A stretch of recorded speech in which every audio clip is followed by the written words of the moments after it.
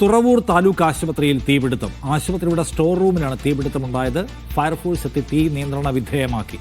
ഫൈസൽ അസീസ് വിവരങ്ങളുമായി. ഫൈസൽ, വേറെ കാര്യമായ കുഴപ്പമൊന്നും ഇല്ലല്ലോ അല്ലേ?